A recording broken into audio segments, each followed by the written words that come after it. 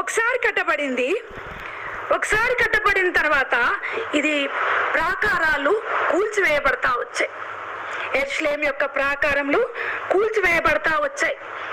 ఎందుకొరకు కూల్చివేయబడింది? అసలు యెరూషలేము ఎందుకొరకు కూల్చివేయబడింది అంటే, దేవుని బిడ్డలు దేవుని ఆజ్ఞను మీరినప్పుడు, దేవుడు వాళ్ళను శత్రువులకు అప్పగించేప్పుడు వాళ్ళు దాన్ని మొత్తంగా కూలగొట్టేస్తా వచ్చారు.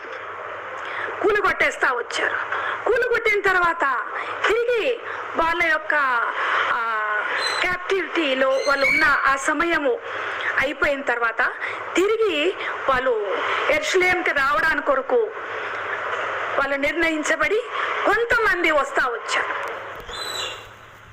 కొంతమంది వచ్చినప్పుడు ఆ కొంతమంది ఏం చేస్తా వచ్చారంటే, యెరూషలేము యొక్క ప్రాకారాలు